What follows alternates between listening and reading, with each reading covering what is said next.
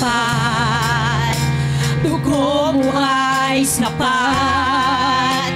Dalay kaligtasan, buhay na walang hanggan. Jesus ika'y tapat, mga kapatid. Jesus ika'y tapat. Dugo mo ay sapat.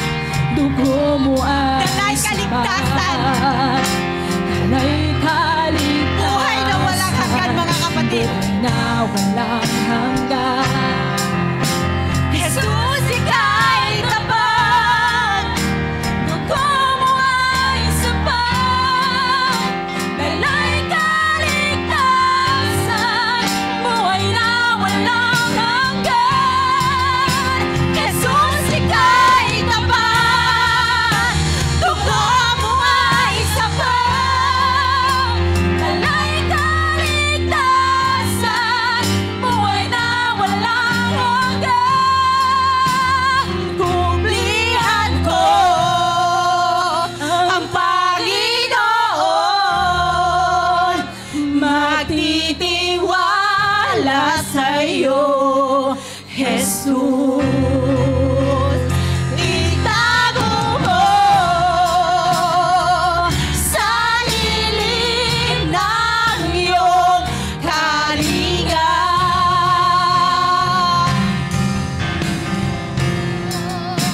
Tagapagtanggol, mananatili kang tapat. Minsan pa sabihin natin, Jesus ika'y sapat. Hallelujah! Yes, Lord! In your presence, Lord. Hallelujah! We have to sing. Jesus ika'y sapat. Dugo mo ay sapat. Dalay kaligtasan. Buhay na walang hanggan. Jesus ika'y tapat. Dugo mo ay sapat. Dalay kaligtasan. Buhay na walang hanggan. Jesus ika'y sapat. Dugo mo ay sapat. Dalay kaligtasan. Buhay na walang hanggan. Jesus ika'y tapat. Dugo mo ay sapat. Dalay kaligtasan. Buhay na walang hanggan. Jesus ika'y tapat. Dugo mo ay sapat. Dalay kaligtasan. Buhay na walang hanggan. Kumplihan ko ang Panginoon. Magtitiwala sa'yo, Jesus. Itago mo sa lilim ng iyong kalinga. Kumplihan, tagapagtanggol. Hallelujah. Worship you, Jesus. Hallelujah. Purihin po natin ang ating Panginoon, mga kapatid. Thank you, Jesus.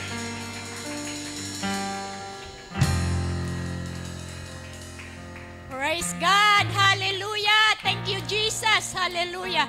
Praise God. Thank you, Lord. Thank you, Lord. At bago ko natin tawagin ang ating mga ngaral, may announcement ba tayo? May meeting tayo mamaya after service.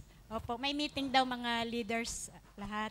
At may prayer request dito si Lidonia Apaga, high blood, si pastor ng mag-ano. Bago natin tawagin ang ating preacher, tawagin ko muna si Pastor Librado. Siya nang mag-introduce. Everybody say, praise the Lord. Amen. We are so privileged that we have a God like Him. He is our fortress. He is our buckler. Amen. Ang Diyos ay ang ating tanggulan. Amen. Praise God. His blood is enough. He brought us salvation and everlasting life. Shall we say, praise the Lord? Sa lilim ng kanyang kalinga, under the shadow of our Almighty, we have rest. Shall we say, amen? So sa oras na ito, mga kapatid, salamat sa Panginoon. Marami pong Saturday group yatag, saints na hindi nakarating. Bungal-bungal po yung upuan po ninyo. Malakas ang ulan, napigilan. Okay.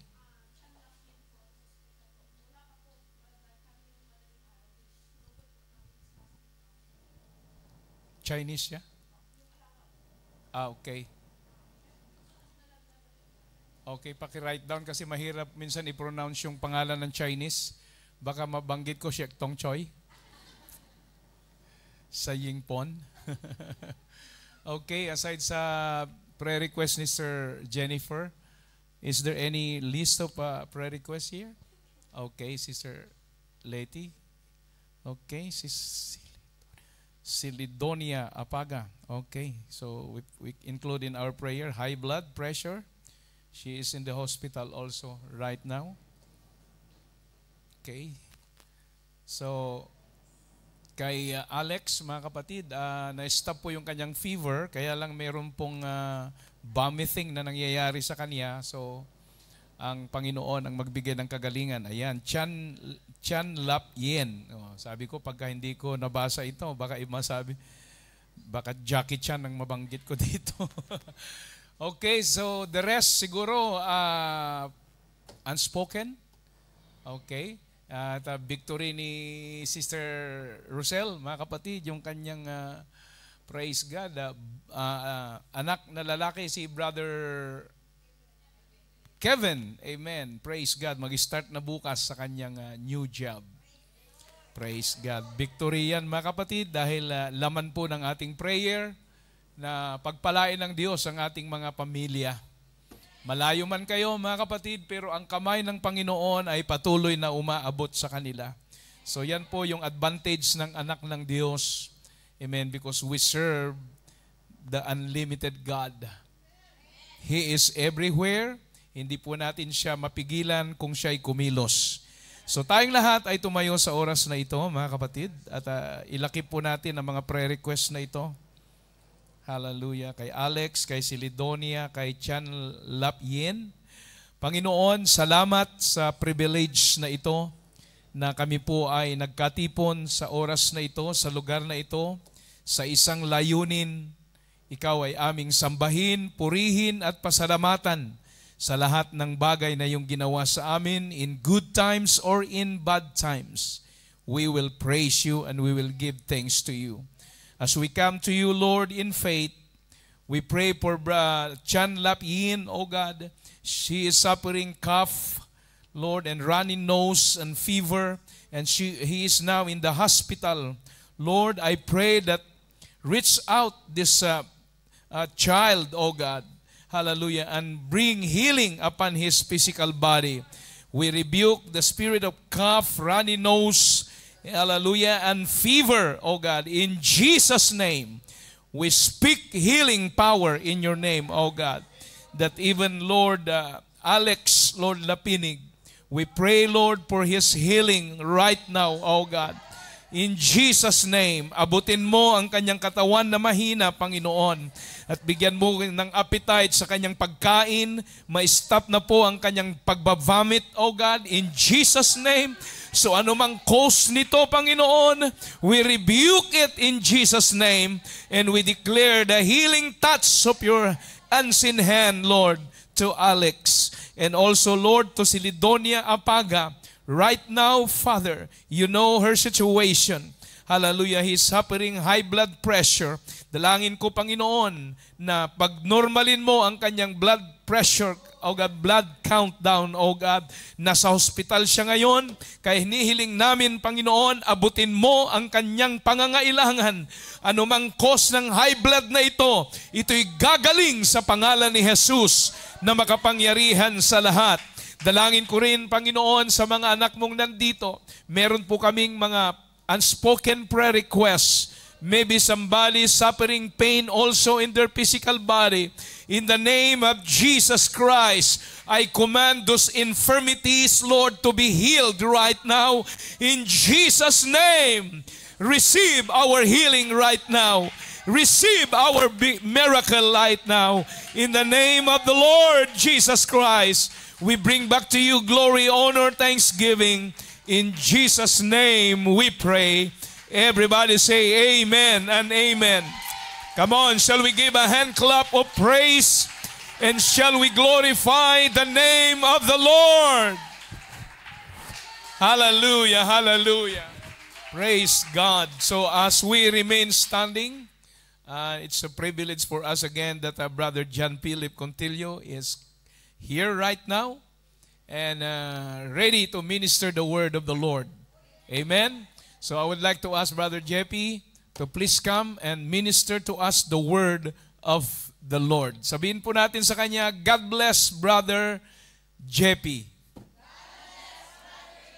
Ayan, shortcut na lang yun mga kapatid, pero ang talagang mahaba yung pangalan niya, John Philip. Okay, kay Jeppy. God bless Brother Jeppy. Praise the Lord! Praise God! Hallelujah! Magandang hapon po sa ating lahat mga kapatid. Praise God. Thank you for standing with me mga kapatid. Praise God. If you have your Bibles with you, praise God, kindly open with me in Daniel chapter 3, verse 16 hanggang 28 mga kapatid. Basahin po natin. Praise God. Daniel chapter 3, verse 16 to 28. Praise God. At kung wala po kayong dalang Bible, nasa screen din po mga kapatid ang ating teksto sa hapong ito. Praise God. Nahanap na ba natin mga kapatid? Praise God. In verse 16, it says here, Shadrach, Meshach, and Abednego answered and said to the king, O Nebuchadnezzar, praise God, we are not careful to answer thee in this matter. Praise God. In New Living Translation, mga kapatid, ang sabi doon, O Nebuchadnezzar, we do not need to defend ourselves before you. Praise God. Verse 17. If it be so, our God whom we serve is able to deliver us from the burning fiery furnace, and he will deliver us out of thine hand, O king. Verse 18. But if not, praise God. Everybody say, but if not, be it known unto thee, O king. And in New Living Translation, it says there, but even if he doesn't, we want to make it clear to you, your majesty, that we will not serve thy gods, nor worship the golden image which thou hast set up.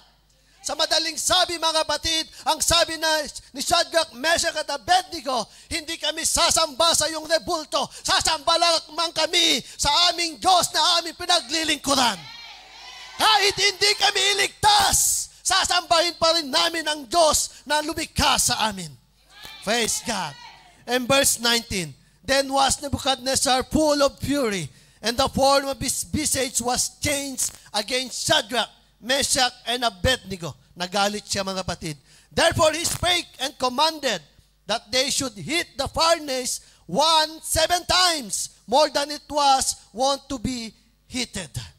And verse 20, and he commanded the most mighty men that were in his army to bind Shadrach, Meshach, and Abednego, and to cast them into the burning fiery furnace. Verse 21, then these men were bound in their coats, their hosen, their hats, and their other garments, and were cast into the midst of the burning fiery furnace.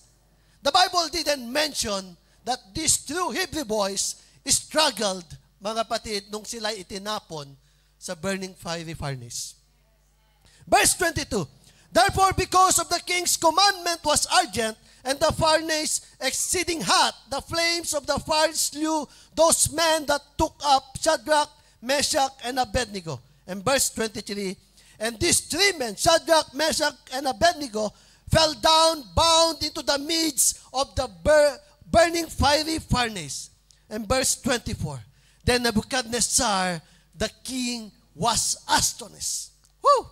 And rose up in haste and spake and said unto his counselors, did not we cast 3 men bound into the midst of the fire?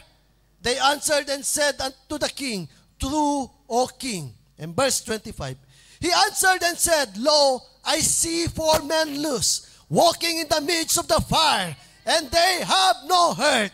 And the form of the 4th is like, take note, is like the Son of God. And verse 26, then Nebuchadnezzar came near to the mouth of the burning fiery furnace, and he spake and said, Shadrach, Meshach, and Abednego, ye servants of the Most High God. Praise God.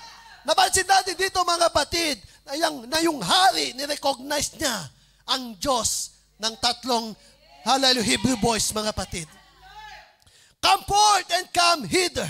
Then Shadrach, Meshach, and Abednego came forth of the midst of the fire. And verse 27, and the princes, governors, and captains, and the king's counselors, being gathered together, saw this man, upon whose bodies the fire had no power, nor was an hair of their head sing, neither were their coats changed, nor the smell of fire has passed on them. Mapapansin natin dito mga kapatid na marami silang nakakita sa himala na ito. Praise God. Verse 28, then Nebuchadnezzar spake and said, Blessed be the God of Shadrach, Meshach, and Abednego, who hath sent his angel. Kanina sa verse 25, sabi doon, like the Son of God. Now, ang sabi dito ni Nebuchadnezzar, mga kapatid, sa verse 28, who hath sent his angel, hallelujah, and delivered his servants that trusted in him, and have changed the king's word, and yielded their bodies, that they might not serve, nor worship any God, except their own God. Woo! Praise the Lord! Hallelujah! This afternoon, church, I would like to share this message in its title, A Faith Rises Up Beyond the Reality. Praise God. Mali na po tayo makupo mga kapatid. Pagpalain tayo ng ating mahal na Panginoon. Praise God. A faith rises up beyond the reality. Praise God. Salamat sa ating mga mahal na bisita. Praise God. Nakakaintindi ba ng Tagalog? Praise God. So I need to speak English. Praise God. Hallelujah. So, hallelujah. Thank you for coming with us, for joining with us this afternoon. Hallelujah. And in this fellowship, in the holy presence of our God. Praise God. Just enjoy the Word of God. Let God speak to you into your heart. Praise God. And hallelujah, and I assure you, you will go home blessed, hallelujah, by the presence, by the power of God. Praise the Lord. Hallelujah. Now my question this afternoon, church, is, hallelujah, are you real? Praise God. Now can you pinch the skin of your neighbor at this time and see if he or she is real? Kunutin mo nga ang iyong katabi. Praise God. Is he or she is real? Hindi ba siya plastic? Praise God. Hallelujah. Salamat naman mga kapatid at hindi plastic ang iyong katabi. Praise God. Praise the Lord. Hallelujah. And it's great we are all existing. Praise God. Hindi lamang tayo guni-guni mga kapatid. Hindi lamang tayo imahinasyon. We are all real. Praise God. Hallelujah. And we all real mga kapatid along, hallelujah, with what we feel. Along, hallelujah, with the reality or realities we are facing. Along with the storms you are facing. You are real. Hallelujah. And the things that is happening in our life are also real. Amen. Now the dictionary defines the word reality as the state of things as they actually exist, as opposed to an idealistic or notional idea of them. The synonyms of the reality will be the real world, real life, actuality, and truth. In short, the things we actually see before our eyes. That's the reality. Praise God. Now the word beyond means at or to the farther side of. Ang synonyms ito mga kapatid is on the farther side of, past, after, or over. Praise God. Then the word faith mga kapatid according to Hebrews chapter 11 verse 1, hallelujah, in NIV version, ang sabi doon, now faith is confidence in what we hope for and assurance about what we do not see. That's faith. Hallelujah. Let me give you an example mga kapatid. Hallelujah. Imagine natin mga kapatid ng linya na ito. Hallelujah. On the top of this pulpit, ito yung borderline. Praise God. And this, ang ibaba nito mga kapatid, hallelujah, these are the realities, hallelujah, before our eyes. These are the realities mga kapatid that is happening in our life, hallelujah. And this is the borderline. And beyond this line are the things we do not see. Hallelujah. And a faith, hallelujah, we rise up beyond these realities. We rise up. Hallelujah. That's what my message today. A faith that we, hallelujah, believe on the things we do not see. Praise God. A faith that rise up to God beyond the realities that is happening in our life. Hallelujah. We are told that we need to live our present life. We are told not to worry about tomorrow. We are told, mga kapatid, praise God, that we live in the moment. This moment. Hallelujah. We do not live our life, hallelujah, for tomorrow. We are living our life right now. Hallelujah.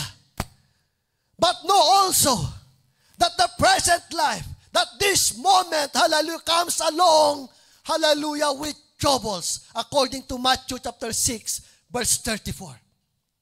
Hallelujah. Ang sabi ng ating Panginoong Jesus, praise God, sapat na ang trouble, hallelujah, sa araw na ito. Sufficient unto day is the evil thereof. So kalakip ng present life natin, hallelujah, is the troubles that we are facing. Those are the realities. But let our faith rise up beyond the realities. Amen. Hallelujah. In our text, hallelujah, in Daniel chapter 3, verse 16 to 28, Shadrach, Meshach, and Abednego showed a great courage and faith beyond the reality they were facing. Hallelujah, that they will be thrown in the burning fiery furnace. Hallelujah, for refusing to bow down to Nebuchadnezzar's idol. Hallelujah, yun ang kanilang hinaharap. Ready naman kapatid ang tauhan ni Nebuchadnezzar na sila'y itapon. Hallelujah, dun sa naglalagablab na apoy 7 times. Hallelujah, that's what they can see in front of them. That's the reality before their eyes. Hallelujah. Maaari mga kapatid, praise God, hallelujah. Pwede nilang isipin mga kapatid, it's not in the Bible, but we can imagine mga kapatid na gusto na nilang maglaho mga kapatid at that moment. Di ba kung minsan, hallelujah, if we don't, hallelujah, kung tayo nasa isang sitwasyon na di natin alam kung anong gagawin natin, sinasabi natin sa ating sarili, pwede bang maglaho na lang ako? Di ba? Praise God. Hallelujah. That could be running in their mind, hallelujah, when they're facing, hallelujah, that burning fiery furnace. Hallelujah. But they didn't run away from it.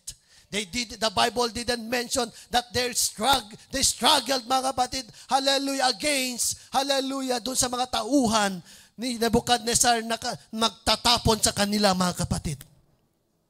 Hallelujah. They won't worship the idol, even God will not save them. They will still trust and worship God. This is a faith they have beyond the reality that they will die. Not might die, but they will die. Hallelujah, for sure. Hallelujah. In a normal situation, They will die for sure kung sila ay itatapon. Hallelujah, doon sa naglalagablab na apoy. Yung mga nagtapon nga sa kanila, namatay. How much more sa kanila na may tatapon doon sa midst ng apoy, mga kapatid. That's the reality they were facing. Hallelujah. But look what the Lord has done with their faith that rose up beyond the terrible reality they were facing. God saved them. Hallelujah.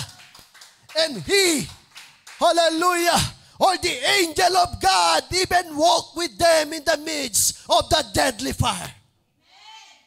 Yun ang resulta ng kanilang pananampalataya. Yun ang resulta ng boldness ng kanilang pananampalataya na nagsabi sa hari. Hallelujah. Hindi man kami iligtas ng aming Diyos. Hindi pa rin kami sasamba sa iyong rebulto. That's the kind of faith that Shadrach, Meshach, and Abednego have. A faith, hallelujah, that rose up beyond the reality.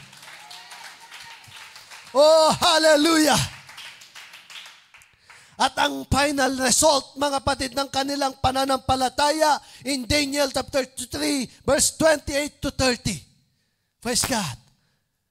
After God delivered them out of the fiery furnace unharmed, hallelujah. Kung babasahin natin from verse 28 hanggang verse 30, mga kapatid, the king promoted them in the province of Babylon.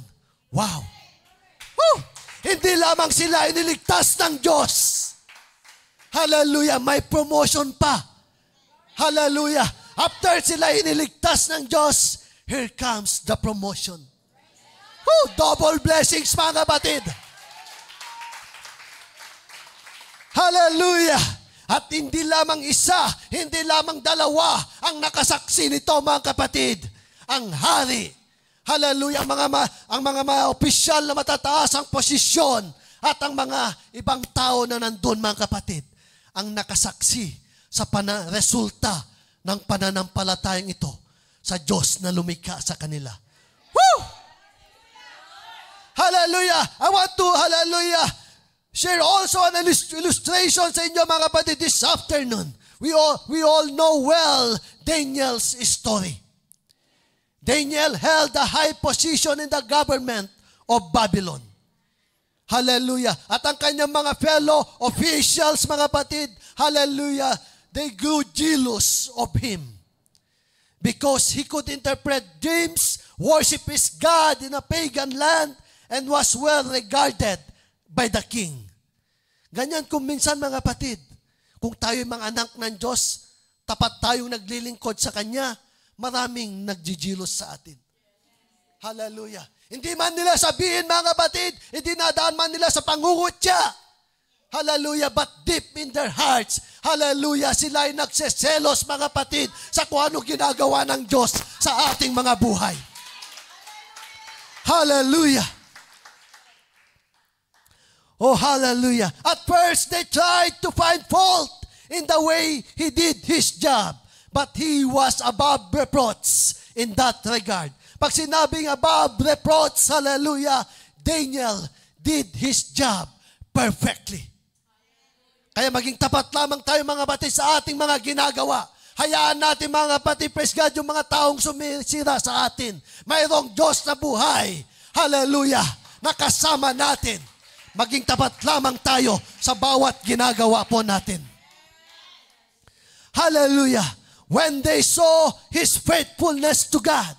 See? Yun lang ang kanilang nakita. Yung faithfulness ni Daniel sa kanyang Diyos. At yun ang kanilang ginamit, mga kapatid. Hallelujah. Upang, hallelujah, ibagsak si Daniel. Yun ang kanilang iniisip. Okay, faithful si Daniel sa kanyang Diyos. Pwede nating itong gamitin. Hallelujah, siya'y sirain sa mata ng hari. Hallelujah. Yan lang naman ang minsan ang nakikita ng kaaway sa atin, mga kapatid. Yung faithfulness natin sa Diyos. Kaya nga ang kanilang ginagawa lang, mga kapatid, ay yung kinukutya tayo. Kasi wala silang ibang makita mga kapatid sa ating mga buhay. Hallelujah, na pwede nilang, hallelujah, panglaban sa atin, kundi ang ating faithfulness sa Diyos. Ang nakikita nila mga kapatid, yung mga mahabang buhok natin. Mahabang buhok ninyo. Praise God. Mahabang mga damit ninyo. Hallelujah. Yan lamang ang kanilang mga nakikita. Yung faithfulness ninyo sa pagbibigay sa gawain ng ating Panginoon. Yan lang ang kanilang nakikita na pwede nilang ikutya sa atin mga kapatid. Kasi hindi nila nakikita mga kapatid, hallelujah, na ikaw ay isang lasinggera. Hindi nila nakikita mga kapatid na ikaw ay isang marites. Tama ba? Praise God. Hallelujah. Kasi kung nakikita nila ang mga bagay na ito, ay pwede nilang gawing panlaban ito sa iyo, mga kapatid. Hallelujah. At iyon ang nakita mga kapatid ng mga fellow officials si Daniel, yung faithfulness niya sa ating Diyos mga kapatid. And they went to the king and talked him into signing a decree that said, if anyone prays to any god or man for 30 days, except for asking the king, the person would be thrown into a den of lions. Under the law, any decree signed by the king couldn't be altered. The king signed it. When Daniel found out, umuwi siya mga kapatid, binuksan mga kapatid ang mga bintana, mga kapatid, praise God, hallelujah, na nakadirect mga kapatid sa Jerusalem. Hallelujah, knelt down and prayed to God 3 times a day as he had always done. Praise God. He continued to do this because of his faith. Hindi na tinag mga kapatid, alam ni Daniel na siya'y itatapon, hallelujah, sa den of lions. Pero hindi na tinag ang kanyang pananampalataya mga kapatid. Ginawa pa rin niya kung ano ang nararapat mga kapatid na kanyang nakaugalian ang pananalangin. Praise God sa ating Diyos mga kapatid. A faith continued to rise up beyond the reality that he will be thrown into the lion's den as a consequence against the express command of the king. When the jealous men found out, they ran to the king and told him that Daniel was disobeying the decree. Talagang marites din mga kapatid ang mga hallelujah, mga fellow officials niya.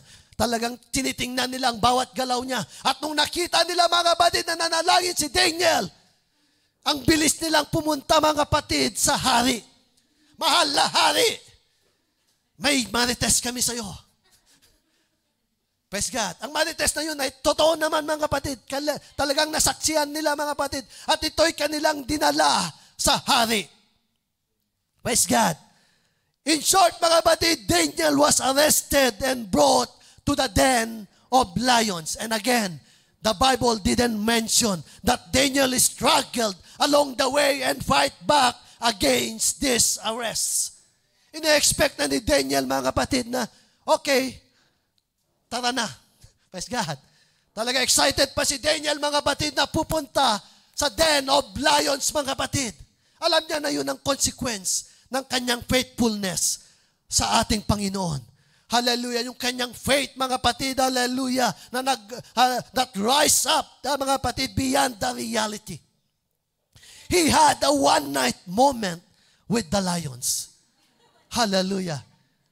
Sino pang gusto dito, mga kapatid, ng one moment, one night, hallelujah, moment with the lions?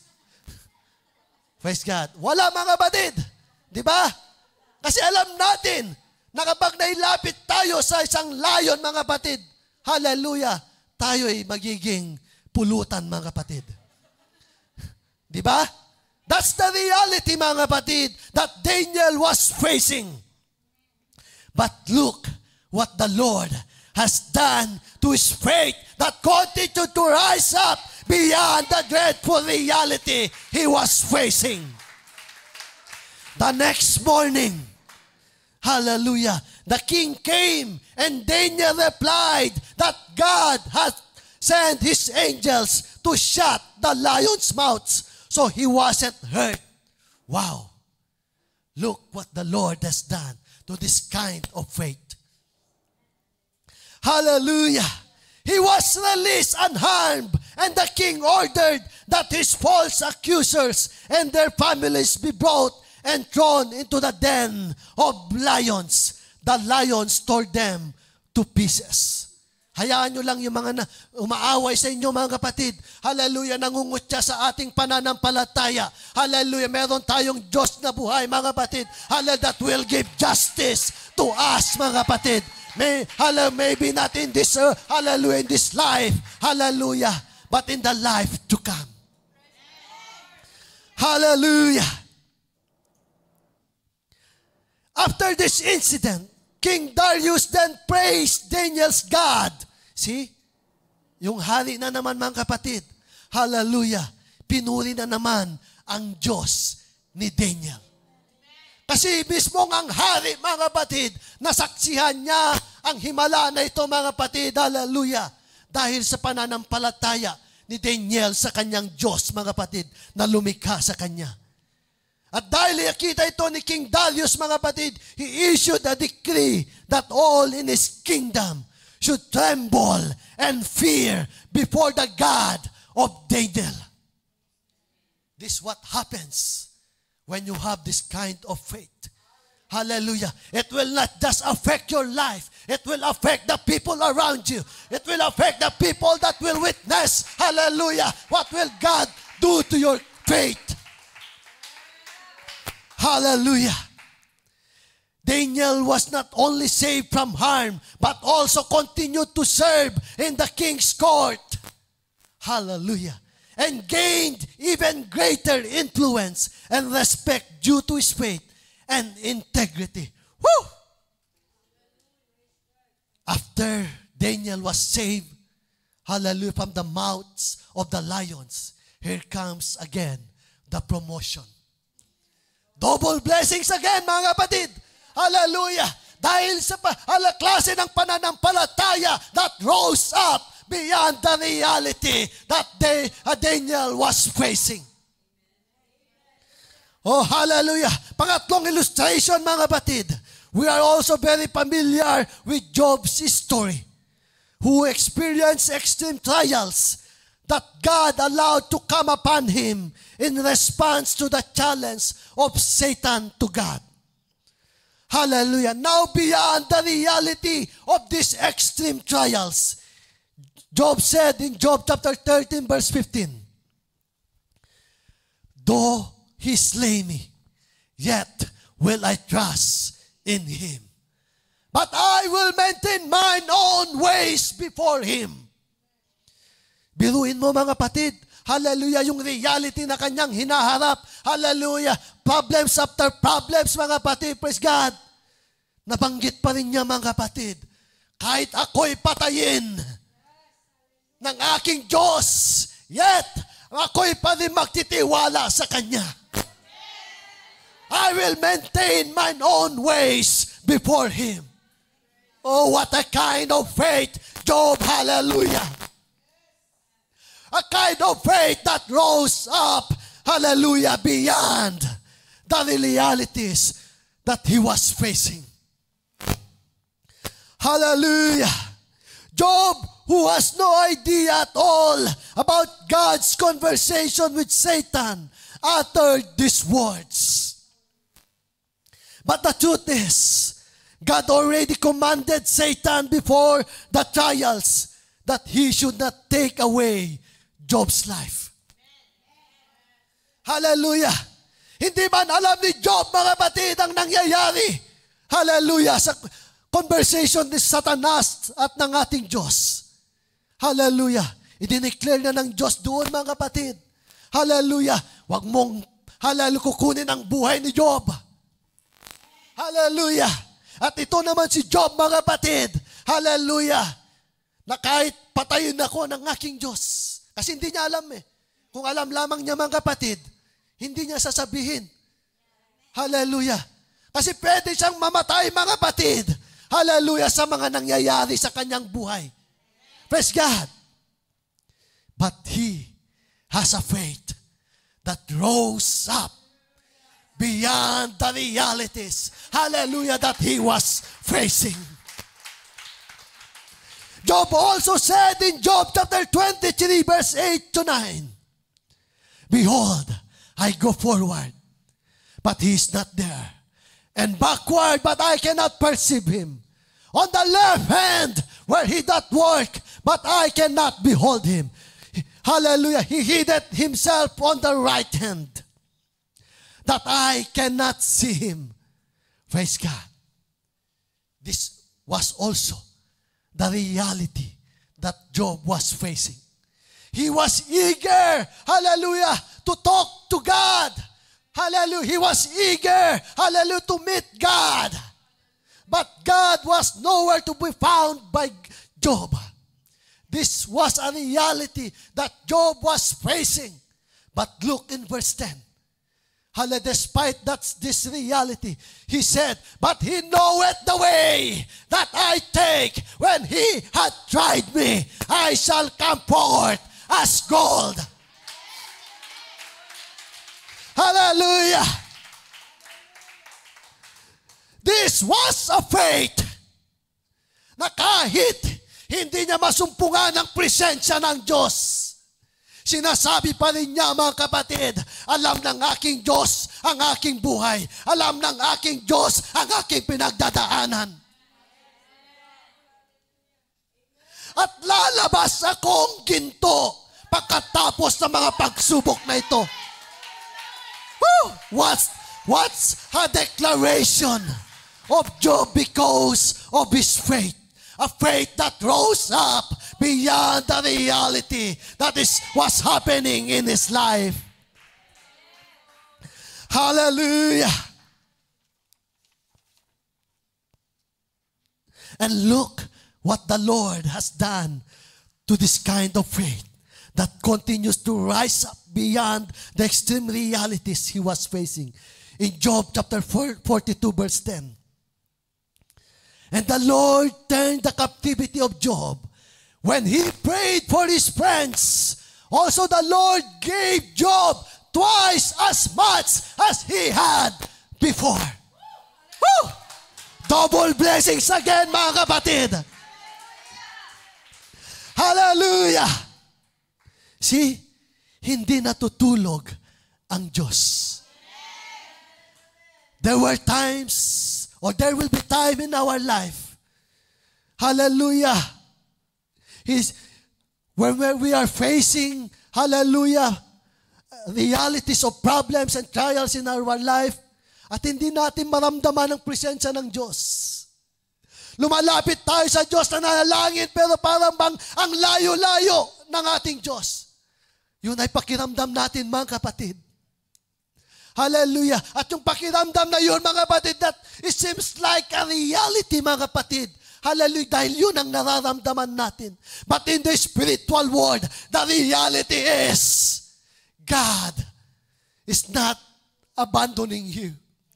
God has never abandoned us. Hallelujah. Naramdaman na experience na natin, mga kapatid.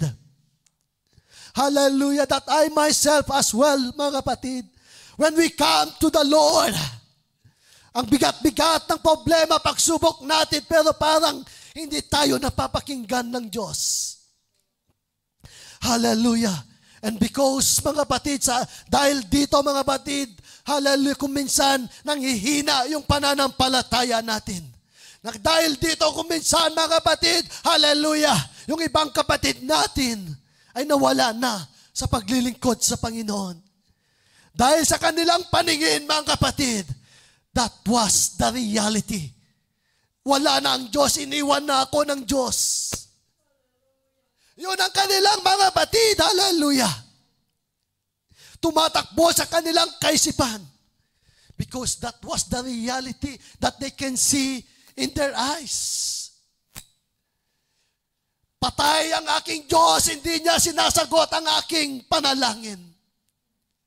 Titigil na lang ako sa paglilingkod. Babalik na lang ako sa dati kong buhay. Buti pa ang alak, dinadamayan ako. Buti pa ang aking mga kaibigan na mga lasinggera, dinadamayan ako. Hallelujah. That was the reality that, hallelujah, running in their minds. Hallelujah. But to Job,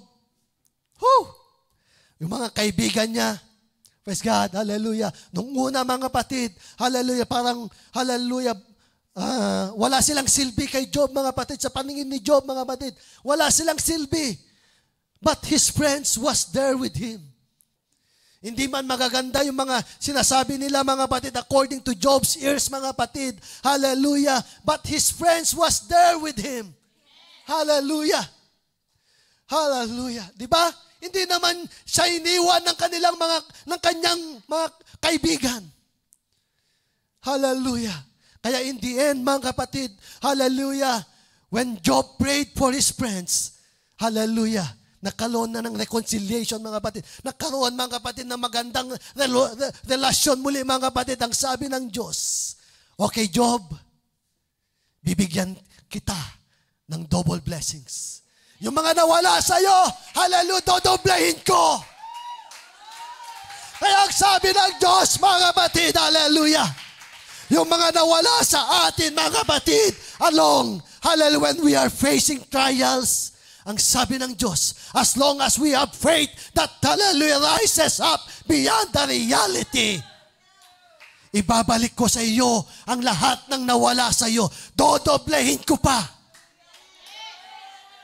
Hallelujah. Ang pang-apat mga kapatid, last, remember the apostles and Jesus' early disciples. They knew what troubles and hardships they will face after they have decided to follow Christ. As the Lord Jesus also warns them many times in Job chapter 15 verse 20. Hallelujah. Remember the word that I said unto you, the servant is not greater than his Lord. If they have persecuted me, ang sabi ng ating Panginoong Jesus, they will also persecute you. If they have kept my saying, they will keep yours also. Hallelujah. In John chapter 16 verse 33. These things I have spoken unto you, that in me ye might have peace. In the world ye shall have tribulation. But be of good cheer. I have overcome the world. Hallelujah.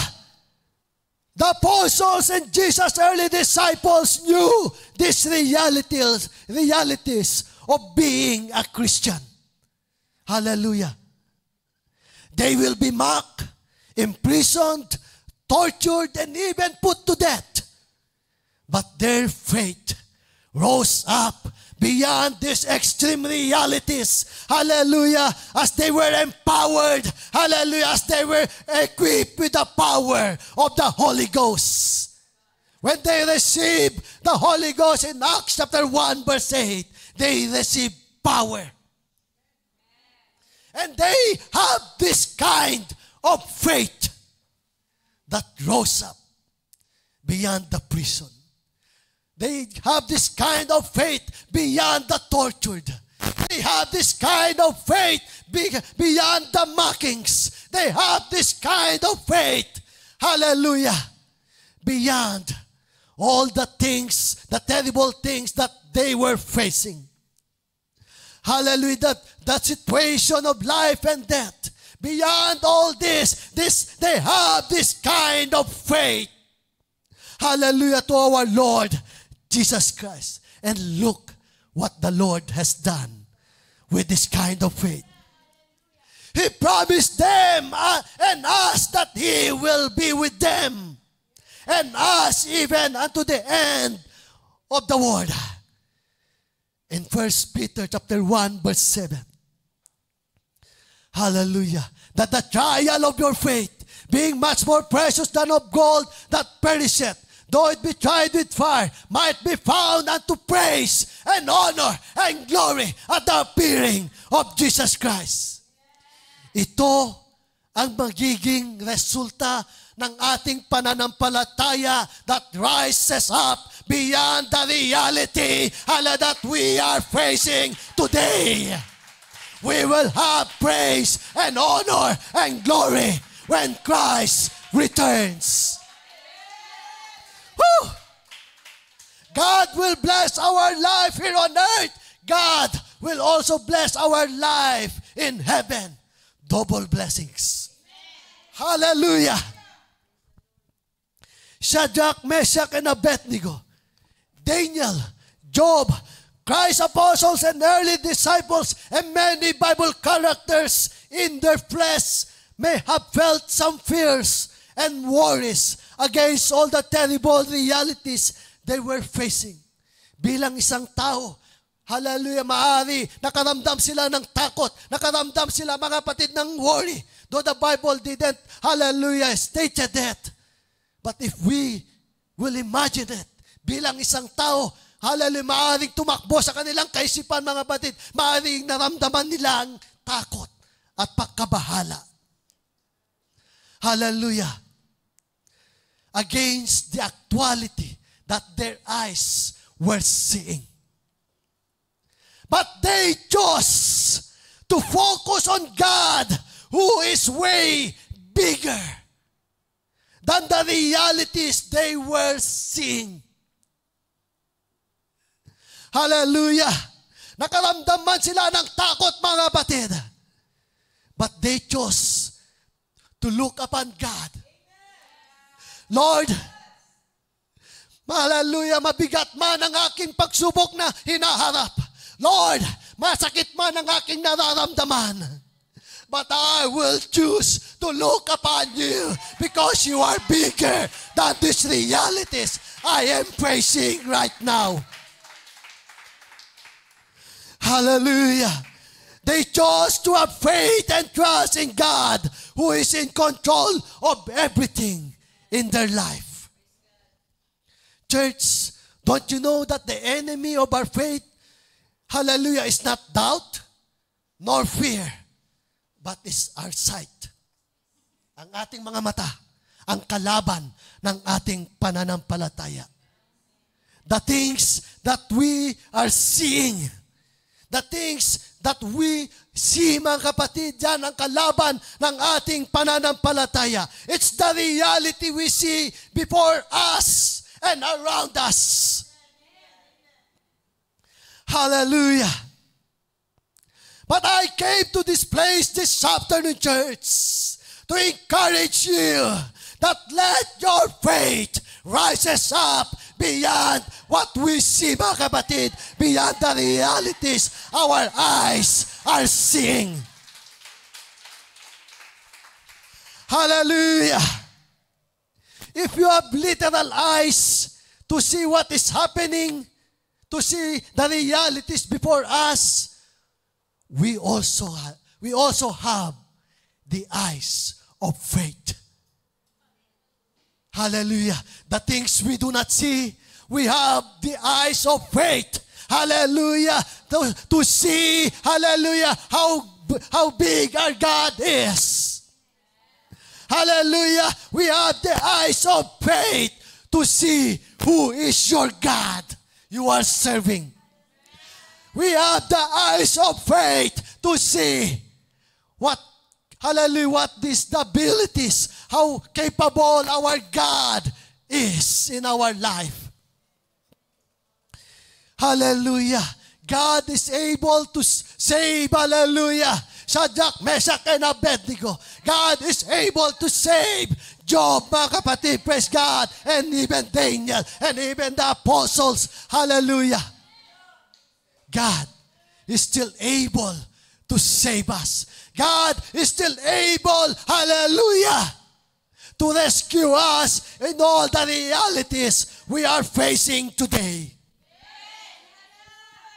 Hallelujah, church. I don't know what sort of realities you are facing today. You may have some sicknesses in your bodies, and you face a reality of not getting better.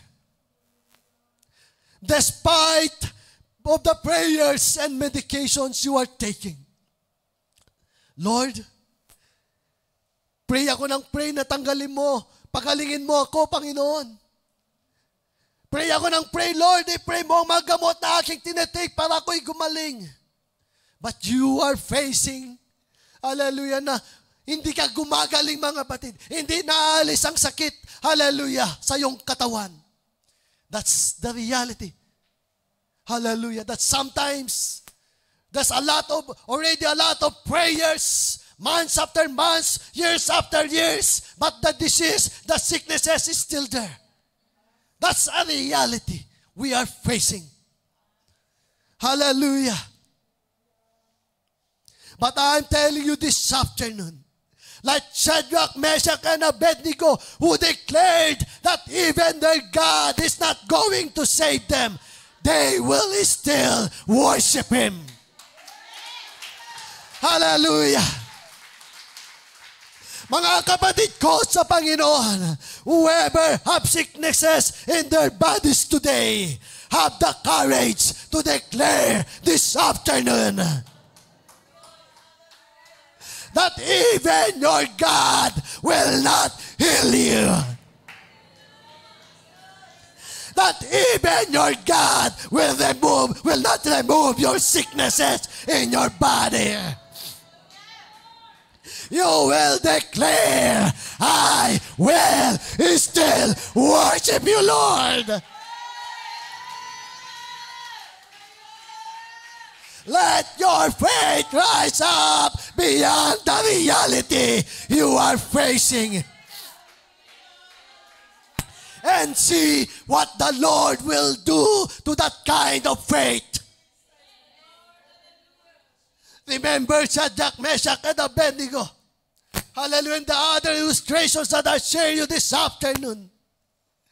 The Lord did something great in their faith that rose up beyond the reality they were facing.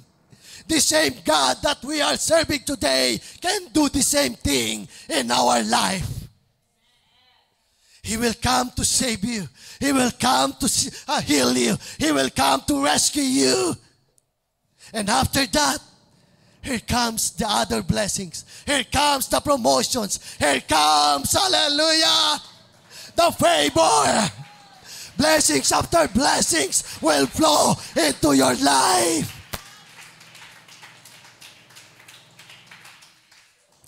Hallelujah. You may be facing marital problems and been praying to God to fix the brokenness, to have reconciliation. But you are facing the reality of it that it's taking too long and no progress at all. Pray ka ng pray sa Panginoon, Lord, magkayos na kami ng aking asawa. Lord, tumigil na sa pambababae yung aking asawa at ang buong pamilya ko. Hallelujah, ay mabuo na ulit. But it's taking too long.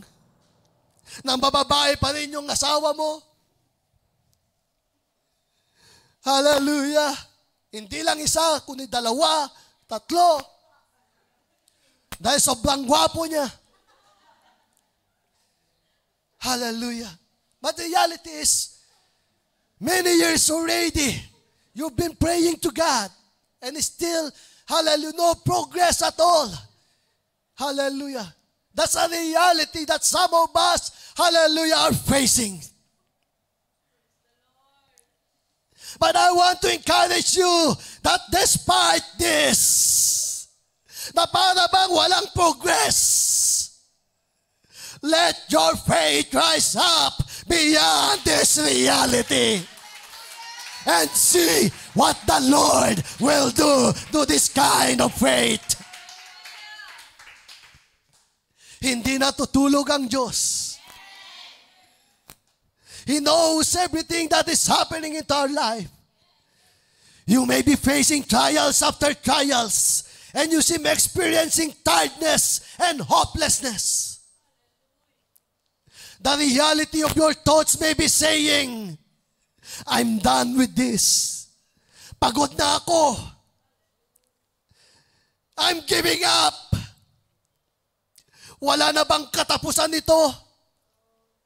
But again, I stand behind this pulpit this afternoon, church, as God's messenger telling you, like Job said, though he slay me, yet will I trust in him. I will maintain my ways before him.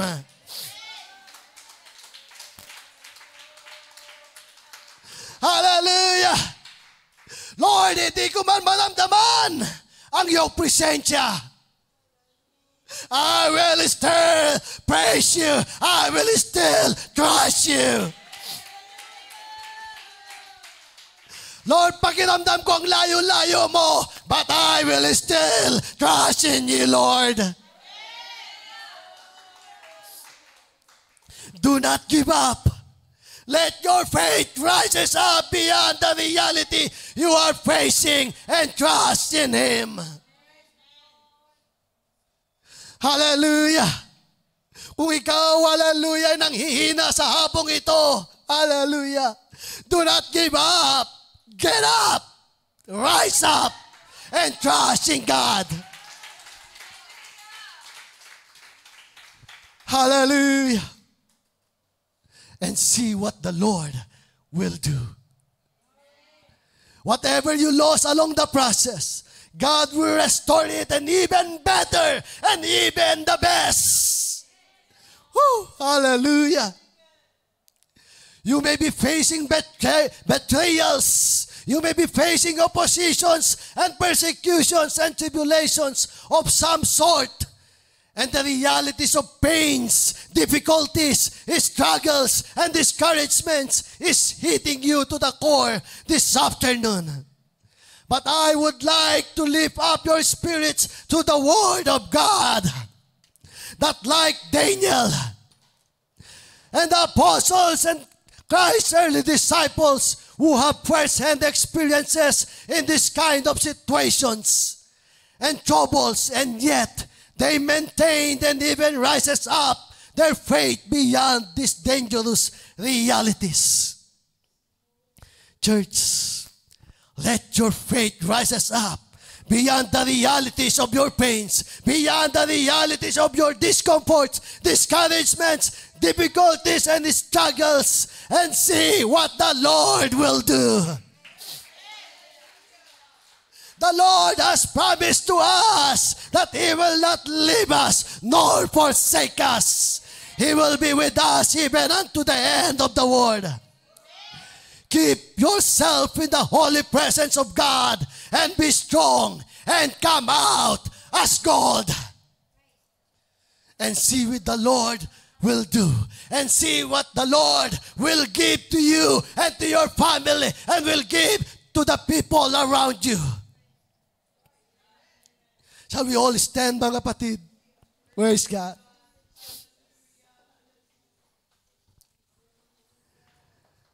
Church, whatever realities of life you're facing this afternoon, and it seems battling with your faith, hallelujah, na talaga, hallelujah, kinakalaban niya ang iyong pananampalataya, mga kapatid, is dragging you down, is dragging you back, so you cannot continue your service to God. Hallelujah. I don't know it personally. It's just between you and God. All these realities of life you are facing this afternoon. But don't let it consume you. You have to face and consume these realities with your faith as you rise up beyond and above them.